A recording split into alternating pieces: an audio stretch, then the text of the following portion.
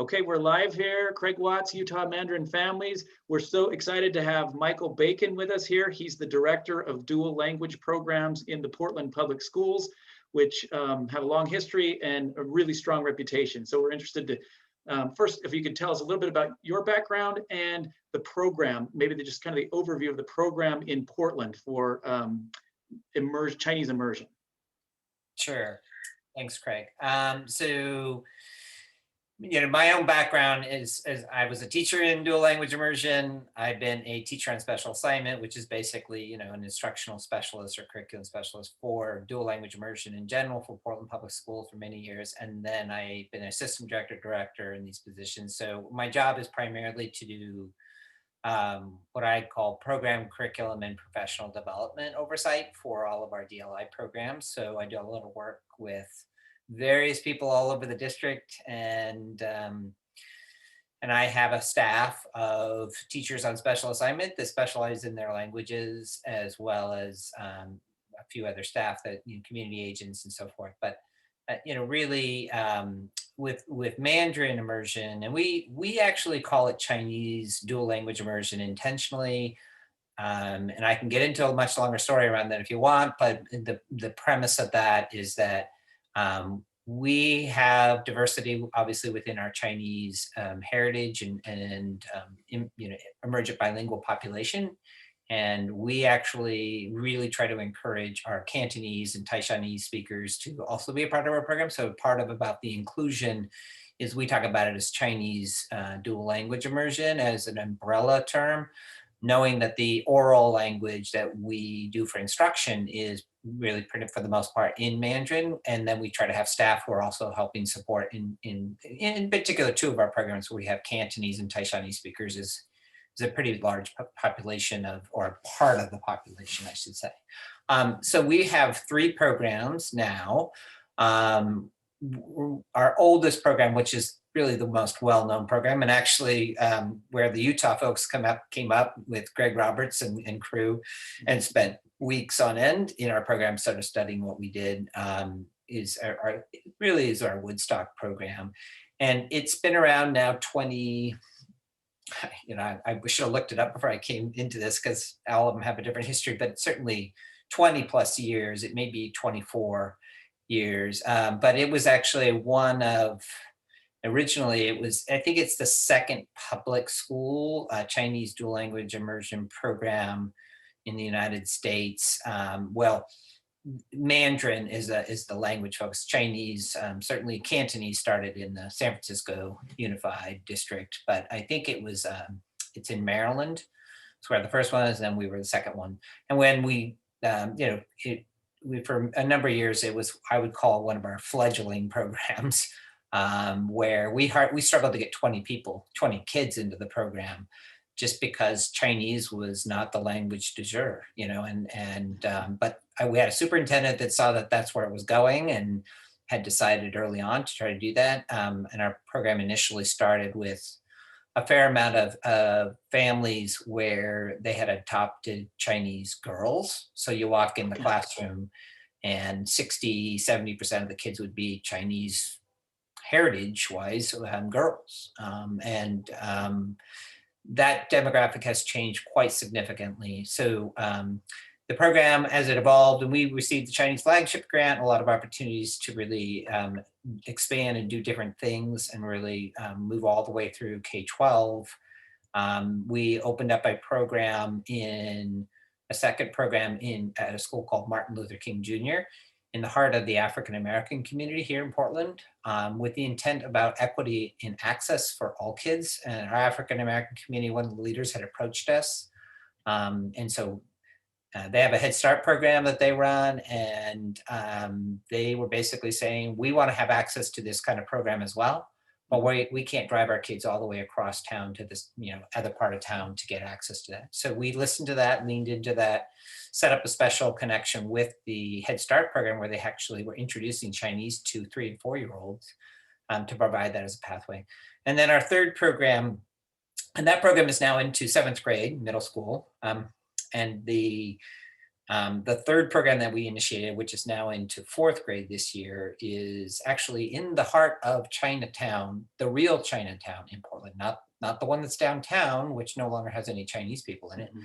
It's the one where the nice pretty gates and the Chinese Lansu garden is, but it's not where our Chinese people and the immigrant population lives in Portland.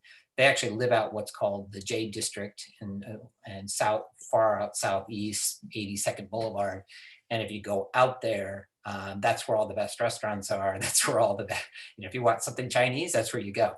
And it's Vietnamese, Chinese, Korean, kind of that area.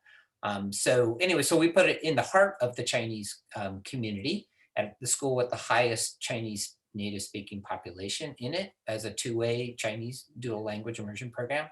And because Woodstock was close enough that we actually shifted that program also to be a two-way program as well. That was not what we originally had. But we were excluding, and if someone had their civil rights lawyer, they should have probably sued the district because we were excluding Chinese native speakers because they weren't Mandarin speakers from being in the program. So that kind of alludes to what I mentioned about, we don't call it Mandarin dual language immersion, we call it Chinese to be inclusive of all of the diversity that exists linguistically, culturally within the Chinese community. So when we say a two-way, it's half Chinese speakers, half English native speakers coming together. So that's kind of a quick history of what we have. No, now. fascinating. And I mean, I love how you talk about Chinese as opposed to Mandarin, because I think sometimes we think they're interchangeable, but Mandarin Right. is specifically the dialect spoken in Beijing, and Yep. Chinese would include Cantonese, and you said Taishanese or Taiwanese or other, Yeah. yeah, so more inclusive. The other thing I think that we'd be interested here is we do not have two-way immersion in Chinese here in Utah. Right. And I'd be This is- interested to, if you could maybe just talk a little bit more about what that is. I mean, you kind of described it and why that would be desirable. I mean, you've got to have a native population, which we maybe don't, but can you tell us why you shifted to that? So yeah, the long and the short of that is when you look at the research, and it's primarily around Spanish, of course, but it isn't just exclusive to Spanish, is around Wayne Thomas and Virginia Collier's work around what two-way immersion does. It's where you have half the population being native speakers of the partner language and the other half being native speakers of English, is that the kids whose first language is of the partner language, when they are in English only programs, they do not do as well. In fact, there's a pretty significant achievement gap for kids who are identified as ESL or ELL learners. We like to talk about them as emergent bilinguals. It's an asset-based. So that when you look at the research and you look at the trajectory and the academic outcomes, what I sort of like come down to, what I boil it down to is two-way immersion is not a nice to have enrichment activity that they're getting to add on in a language. It's actually an academic necessity. And when you start thinking about it in those terms, and you're setting a whole group of kids on an academic trajectory for academic success or academic failure. Now, culturally, and there's differences between the languages and the different immigrant populations. Our Chinese immigrant population tends to be more successful than our Spanish, for example, tend to come with some different things, opportunities that they don't. But when we actually disaggregated the data here, we could even find a difference. When they were in DLI, they did better than their counterparts that were in English only programs. And that's where it was for Cantonese and Taishanese speakers included. So we said, actually, there is, if there's a gap, there's a gap for them as well. And we also know the value in terms of, racial identity and all the issues that Chinese immigrant populations have faced in terms of discrimination in the United States. So for us, actually, it was way beyond just the academics. It was also about racial equity work and really, so for us, because we do have that population, and it was actually between Vietnamese and Chinese, who are our two fastest growing immigrant populations. And we looked at the numbers and the data, and we looked at our heat maps where our speakers are. For us, that was a moral and ethical driver when we look at the data. and the research, and knowing how we can benefit and build a more linguistically pluralistic society, that's where our values landed. So that's how we landed on Twoway. And if you don't protect those spaces for your emergent bilingual population, they don't, if it's just like a fair process, it's not an equitable process in accessing the program. So holding slots for those kids is really critical. Right. I mean, it was, when I learned about this, seemed counterintuitive that the two-way immersion, that the non-native English speakers would do better in achievement if half of their day is spent in their native language. So it seems counterintuitive, but I mean, the facts bear this out. And we have a few two-way immersion programs in Spanish here in Utah, but Chinese is not really an option if we don't have a native population. I mean, maybe we'll get there, but so right now. Doesn't mean a one way is bad. It just, if you have the option to do two-way, I think there's some drivers there for you. And I know that not all states are there. I mean, I know Arizona, I was actually having a meeting later today with Arizona, but they have struggled with, they have pretty English only policies. They've just recently changed. Right. So. Yeah. The next thing I'm interested to talk about is how you do experiential learning. I think Portland's famous for that. And maybe would you say that might be one of the highlights of the program there that would distinguish it from other places, or that you feel is successful? Or maybe I'm jumping to the wrong places. What would you feel like? Why do people point to Portland and say this? Sure. So, well, first of all, because of the pandemic, those are currently on hold. We aren't doing them, which means we haven't been able to, get on a plane and, a group of kids or anything, or come to school, let alone in our own country, let it go alone, get on a plane, go somewhere else. So the experiential learning is something that we've, for Chinese, for the first major one that we have is at 8th grade. And it's what I sort of call capstone experiential learning. It's something that I actually designed originally in Japanese, and we've had that one's actually been running for 26 years. And the Chinese one is, I think it's about 18 years or something. Was it that many? Anyway, so we've done quite a few. And what let me just quickly give you the concept behind it is, and we have a lot of information that we could certainly send you or share with you. It's predicated on what I call micro touring versus macro touring is one major concept. In other words, the idea is not to go to the big, Baodaling and, you go to Beijing and, do all the big cultural, touristy things, but rather to go to a place and really delve in and get to know a place and people and culture, things there in a local place. So Suzhou, because that's our sister city, became the setting for that.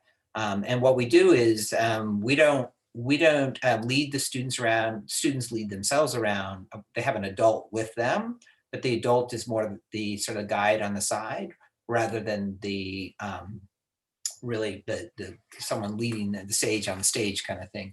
So they have what we call, there's a couple of it's an academic. We don't call it a trip. We purposely don't do that. We call it a research residency. And so actually they go to Suzhou, and their idea is to go deep, and they bring inquiry-based projects that come from science inquiry, and they have to have designed their questions and their data collection instruments. They do surveys and interviews around their topics, and they're often student centered, student chosen, but they've been given a lot of guidance on how to do that. And that's one aspect of it. So they actually have to conduct that research while they're there. Then we also have what we call field study. And so the idea, and this is them guiding themselves, we have it designed and it's safe and it's set up and we know what they're going to be doing, but we don't tell them exactly how to do it. We say, you need to get from point A to point B. And when you get to point B, these are the things that you need to accomplish when you get there. And so that pushes them to explore and to figure it out and do a lot of problem solving within safe limits. And the idea is then they learn a lot about the places for it, but it's the doing, right, that really allows them, journaling and all that things that go with that. And then does that happen during the school year, or is it in the summer? Is it optional, or it's part of the program, or how does that? Well, it can't be required. It's optional, but almost every kid goes. We, as a district, require that there has to be funding for any student who financially can't afford it, that qualifies for free or reduced lunch. We have, this is the parent group has worked real hard to raise funds because the district can't provide this. We don't financially have that kind of money, but they do. The parents raise and the students raise, because we also, part of the thing, the learning is not just in China, but actually here. We divide them into committees or ministries, a ministry of communication, ministry of transportation, and they're the ones that are actually doing a lot of the planning and designing of what they're going to be doing. So they call the travel agency, they get quotes. Those are all part of the learning, and putting them in what I think is as a long time, 14-year middle school teacher, I think part of it is really giving them the opportunity. If you set high expectations, they'll rise to it. So empowering them to be in the position of, and obviously, we have a ministry of chaperones. So they actually come up with criteria, questions, interview questions, application for for selecting chaperones, the adults to be chaperones. And then they recommend those to the lead teacher and the principal. And we overrule that if we don't think there's a problem. But generally speaking, we accept what the kids decide, and they have to give their case, their rationale for this. So those are all kinds of, to me, it's important learning in it. It's not just about learning how to speak Chinese or going to China and learning about Chinese culture. But so that's sort of a design. We have all that stuff written up. If you want, we're happy to share that with you. I think the other piece that we've done is we do a much more extended one in the high school level during the summer. This one is more optional. I mean, there's less kids that participate because high school students become a lot more diversified in their interests and availability. And so, but it's that one is a summer institute in Yunnan, and they do the what is it called? The Leaping Tiger Gorge or whatever. There's a pretty intense thing they do there. Part of it is doing community volunteer work there, and sometimes it's working with disabled children in schools, or they're building a roof for a school or something in rural parts of Yunnan. So it's just, and it starts in Beijing, and then they take the train ride all the way down there and stuff. So anyways, so that's another one we've done, again, on hold right now. But we presume those will start back up once we get there. We have a particular teacher who's really, I hired him intentionally because I knew he would be the kind of person that would put these things together. And it's contingent on a person having someone like that that's really able to see it. You have to be willing to live with a certain level of risk, but risk is important for learning. Right. And I think it took some convincing of the very first group, because I had done it for a number of years already in Japanese, and I had to convince the Chinese immersion parents that this was doable. There's a lot of fears about China. And ironically, amongst those who adopted Chinese girls, about, one of the challenges we faced with them was overcoming their fear that their child would have a traumatic experience being in China. We have not had that happen once. In fact, they've often just been profoundly moved by the experience in such a positive way that we have a lot of kids that end up going back to China and doing things. So I think there's always fear in that, and so you have to work through those things, and it's understandable. So. Yeah, it sounds like they get the tools to be able to replicate and go back themselves. Maybe if they're involved in planning. Right. Yeah. We don't hire tour guides. We don't do bus tours. We don't do those kinds of things. There's a lot of you can go to a private vendor and do all, for-profit vendors that do a lot of that stuff.